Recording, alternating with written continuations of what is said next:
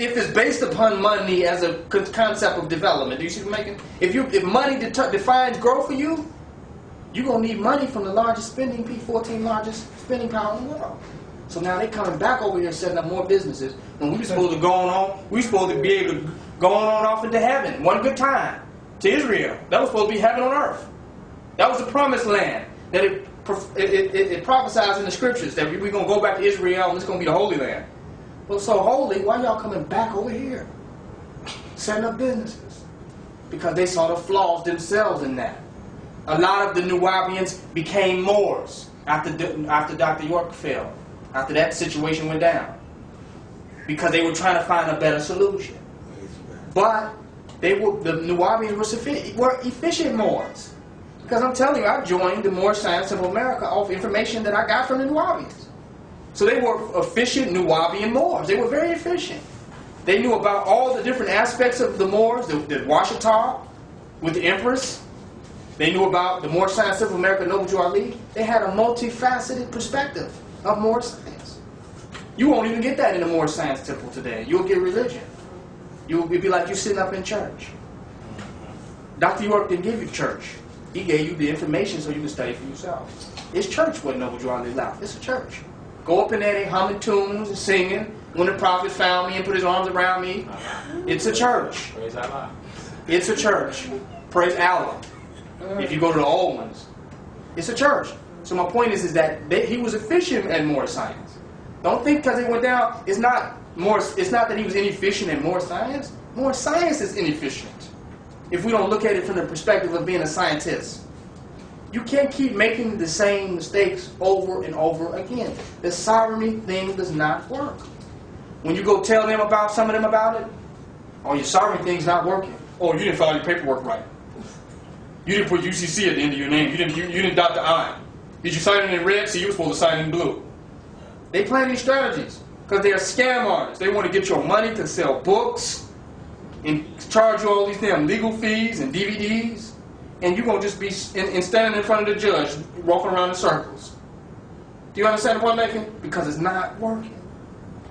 It's not working. You'd be better off paying your ticket. You can pay a little $50 ticket or pay $1,000 just for your Moorish council with the DVDs and all the damn books you got to buy. You damn got to buy a whole law library. You got to be a lawyer. You got to buy a whole law library plus all the little side shit that they sell. Then you got to pay all the court fees to file all the motions. Not taking all the times you taking off from work and you doing this and doing that, you're going to go down. Because you cannot economically compete with people that's sitting there on that bench all day long. They get paid for just sitting there and fucking people over. We'll dismiss this case. We'll pass this on. Court's going into recess. Your life is going by.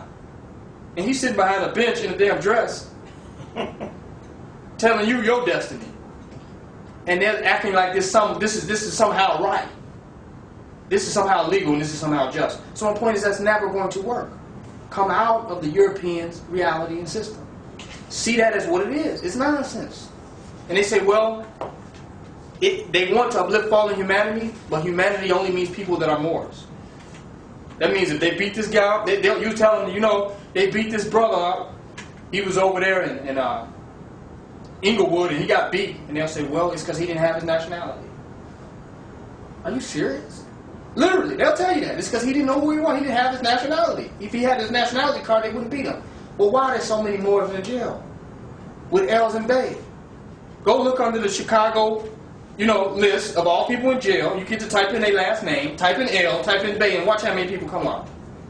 So if they got their nationality and they're sovereigns, why are so many of them in jail? So you start looking through this stuff. And I'm talking from someone who studied. I went to court as a tribunal. And I was somewhat of a Moorish lawyer. But it wouldn't be a lawyer, it would be a tribunal. I go to court and argue the cases with the judge. And I see through it. It's not going to work. When you get the average person standing up there, this is what the judge going to ask. He's going to be like, are you a citizen of the U.S.? You say, I'm a Moor, I'm a sovereign, I'm this. He's going to say, are you a citizen of the United States? Your average person is going to shake in their pants and piss on themselves. Because it sounds like treason if you say, well, I'm not a citizen of the United States of America. But if you got all this welfare and Social Security benefits and a job and a Social Security number and you're waiting on your pension fund, how the hell are you not a citizen of America?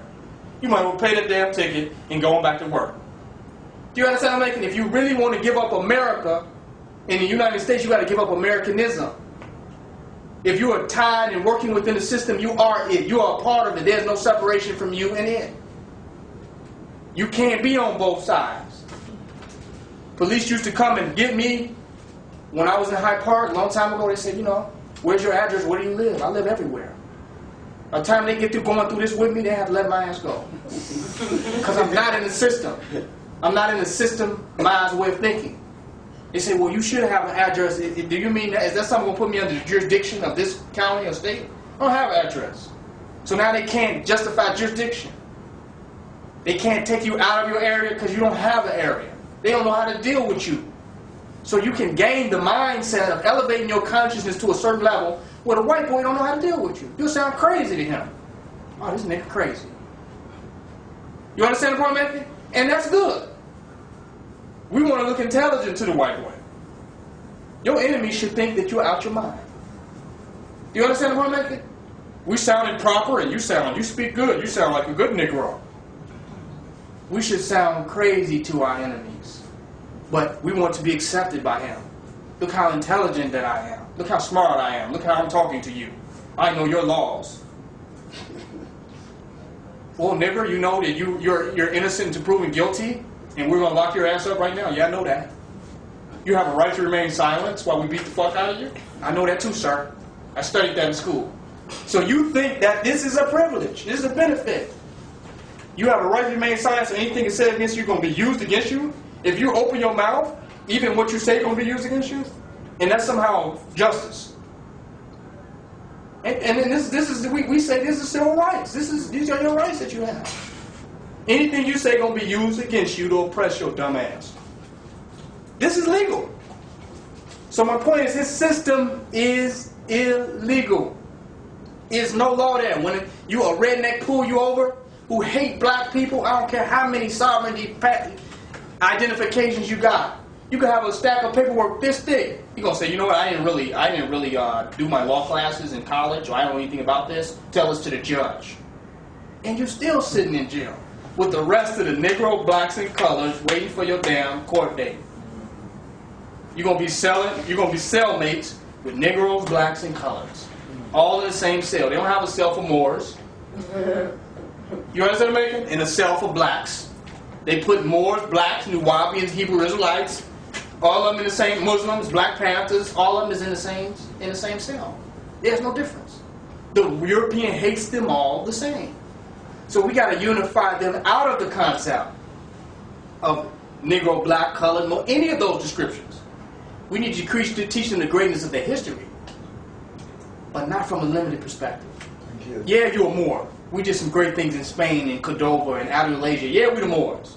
Yeah, we the Nubians and Nuwaubians. We were the original Nubian people in Kemet and Nub. Yeah.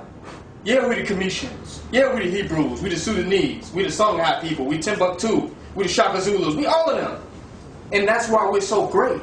Not with this versus that. We're arguing different periods of our history against other periods of history. We're arguing against neighbors. Cousins arguing against cousins. I'm not a Hebrew, I'm a Moabite. Well, damn, the Hebrews and the Moabites mixed. Ruth married in. No difference between a Hebrew and a Moabite. They're all the same people. We're the chosen people. Whether you're the lost tribe of the Shabazz, or you're the Hebrew Israelites, or you're the descendants of the Anunnaki, it's all the same thing. You're saying the same thing. So we need to look at this information in a perspective that unifies the people. Not have us scattered into these little splinter groups, fighting one against the other.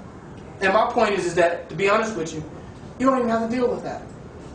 You don't even have to get into all that. I used to think that because I read 360 questions to ask a Muslim or 360 questions to ask the Christians, that I had to get into that dialogue. I spent a lot of years in that dialogue, debating with Christians and Muslims. And it was fun. You don't need to do that. The best way you can help get people solve their problems. Their religious stuff go out the door. When they go to the emergency room, you think they care the religion of the doctor?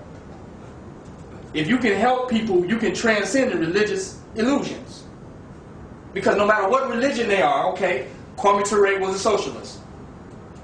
Farrakhan is in the Nation of Islam. Yahweh bin Yahweh is a Hebrew Israelite. Les Brown is a motivational speaker. They all got prostate cancer. Do you understand what I'm making? So